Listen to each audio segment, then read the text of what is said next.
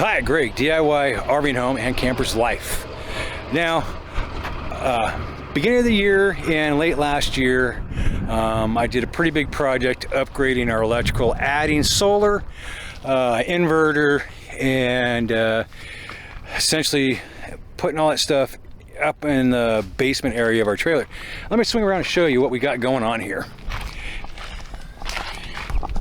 And as you come in, I've got my wall taken down that I have usually to protect all this, and you can see I've got a solar charge controller, I've got our inverter. You're going to see some loose wires, I'll explain that in a second, but you see everything I've got laid out here. Fuse block for my 12 volt DC, which I got to do a little work on that today, along with we had an issue where we'd be running the inverter, or excuse me, we'd be using like the microwave, or maybe my wife wanted to dry her hair with the hair dryer, and after a few minutes our system would reset and it would shut down the inverter. And I was thinking, well, man, you know, I did my figures and I calculated that my wire gauge was proper for the length of run. You can see from here, comes down and jumps right over and goes right into the battery box. It's about 12 feet total. I was thinking that that was the issue. I got some more wire. I was going to add wire to the system, sister up, or pair up the cables from the battery coming in. That way I'd reduce the amount of amperage across one cable and divide it between the two. And I was doing some cleanup this morning. It doesn't look like it, but I was doing some cleanup in the basement here, and I decided to test it and see what was going on. So using a heat gun, I had my wife listen and pay attention to the microwave as I had it set for like a 3-minute run. Come in here and I'm checking all the wires for heat, all the components for heat, to see if I could find where the bottleneck was. There was none. But as I got about 2 minutes, a little over 2 minutes, I heard a crackle, and then the inverter shut out. Now, right here is a 300 amp resettable breaker that is powering that inverter.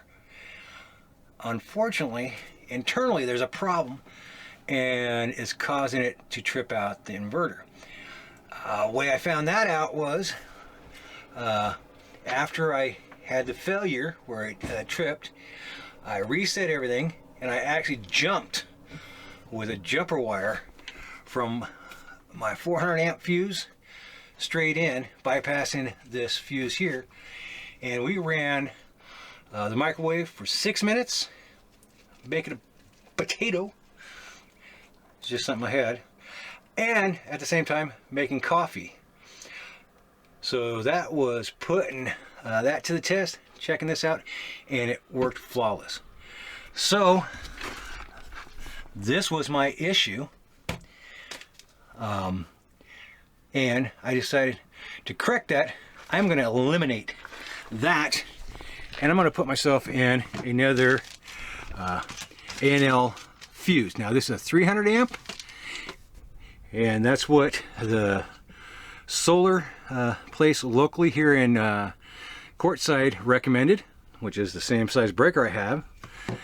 So I'm going to put that in with that, and that should eliminate our problem. Now we still have the catastrophic fuse, we have this one, and I'll probably end up putting a full switch on, the on-off switch for the batteries now,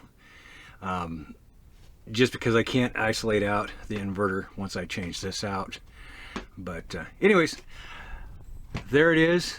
I'm going to go ahead and start working this. I probably won't video the whole thing, but I'll bring you in and out every now and then, and get this thing done. And then the other project I have is that I was really wise, and I, you know, thought ahead of time.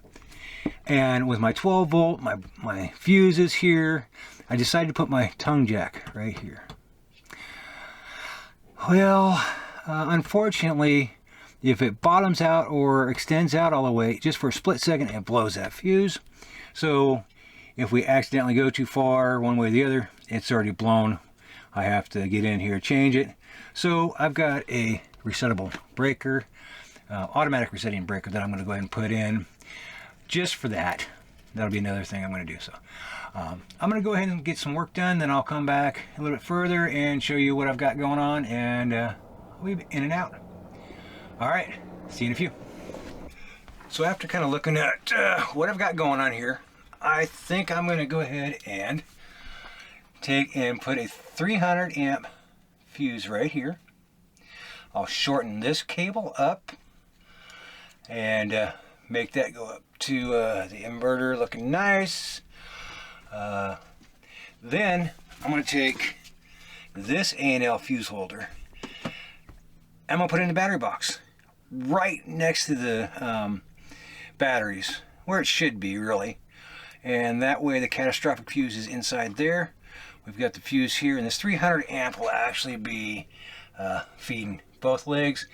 And we're going to eliminate that, so we'll have to make a new wire here. I think that's how we're going to go. So we're eliminating that. We're going to swap that out to a 300. We're going to put the 400 in the battery box and clean some cables. All right, well, we've got the main part of the wiring done. We've removed that breaker, put an ANL fuse in, and put the new catastrophic fuse right up here. So that's a 400 watt, excuse me. So that is a 400 amp fuse, catastrophic. Then coming on in here, we're gonna have our line in to a 300 amp. That's gonna go up, split over to the inverter, and then we'll tie it off and come back over here to the DC side of our system. And we do have a breaker right here on it, which is a 50 amp. So we're protected there.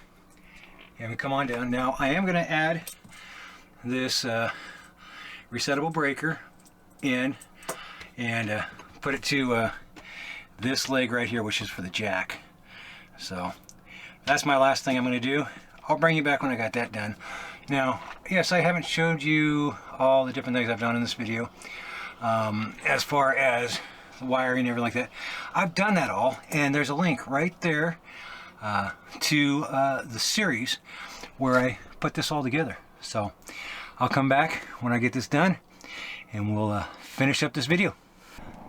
All right, we're back. We are done with the project. We've went ahead and removed the jack lead from the fuse panel down here to a 30 amp resettable breaker. So that way, if we do accidentally hit the extents, it's not going to trip the fuse, having us to come in here and replace it every time. This will give us a momentary where we can get it reset. We've got the new fuse here replacing the old 30 amp resettable breaker, that piece of junk. And again, we've got a new catastrophic fuse in place here, 400 amp. So this project is done except for cleaning up. I did do a test to make sure that it was still working. I ran the microwave, make sure that we weren't going to trip it out like we were before. So this job is done. If you guys got something out of the video, please hit the like button, subscribe, and share. And until the next one, happy camping.